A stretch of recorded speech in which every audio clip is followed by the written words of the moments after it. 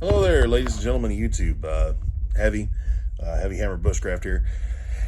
Just did the video the other day about Nessmuk's ditty-bag and how I thought the weights would actually add up, and everybody else really doesn't think so.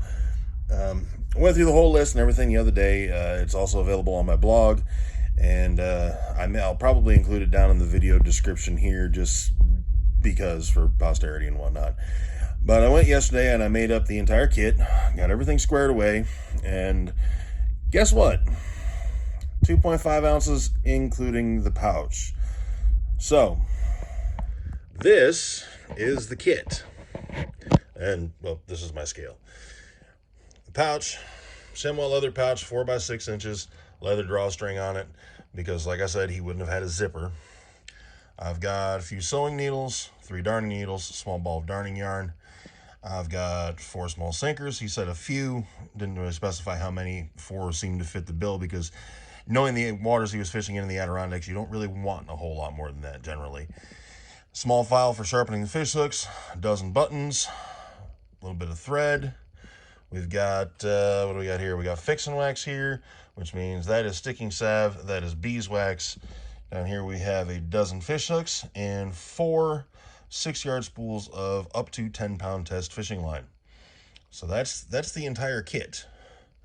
I'm trying to figure out exactly how I'm going to do this and hold my phone and put everything in the bag at the same time. But I guess I'm just going to switch hands and kind of hope for the best here, because I want you to actually see that I'm putting all of these things in this bag. Nothing on my sleeve. So that, you know, there's no question in anybody's mind that this whole kit weighs a solid 2 1/2 ounces. We'll take our 3 big things here first. Probably should have thought this out better, maybe like actually, you know, clean my table off and sat at my table and done this.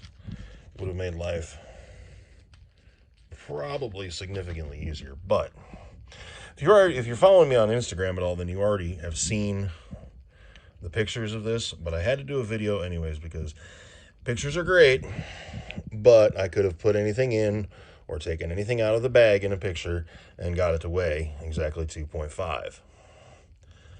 So I wanted to do this on video so that everybody can actually see what I'm loading in this bag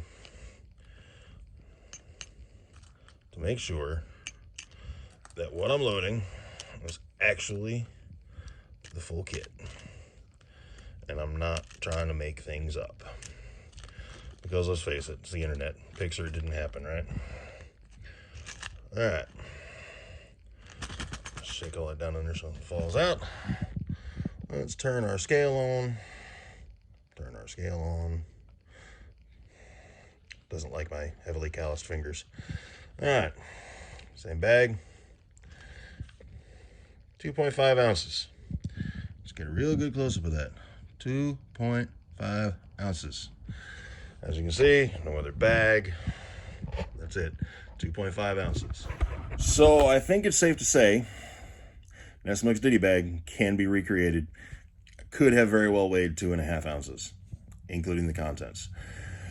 I did not include the bullet pouch because, once again, that's going to be a different animal, and the ditty bag goes in the bullet pouch. I may or may not recreate the bullet pouch. I'm not sure yet. We'll see how it goes. There's no weight listing on that one. However, I am curious. A lot of me is curious about the total weight of Nessmuk's gear. He said with his 10.5-pound canoe, he was 26 pounds for his total kit. I'm guessing that's like a base weight kind of thing, but we're going to find out possibly over time. Anyways, that's what I got for you. Yeah, that's it. Nessmuk was right. Just because we got all this modern technology and modern materials and modern fabrics and all this wonderful gear that the modern world has provided us doesn't necessarily mean these old guys didn't know what they were doing. I mean, you know, bushcraft wasn't a thing in the 1850s that people did entirely for fun. Bushcrafting was kind of a thing. I mean, that was the way you lived in a lot of cases. You didn't just go out and go camping for fun unless you were one of the city folk, which, you know, still kind of seems to be the case for the most part. A lot of these guys went out and lived in the wilderness for extended periods of time, so they knew what they were doing. And generally, if you're going to find advice from a bushcrafter, old school ones are good places to go. Don't always trust these new guys and the modern ways and modern techniques. A lot of this old stuff still works. But that's all I got for you. Check me out on Instagram, Facebook, all that jazz. The Blogspot blog, the whole link, everything will be in the video description as it always is. And I'll include a link to Nessmuk's book, Woodcraft and Camping. And yeah, that's what I got for today. All right, see you in the woods.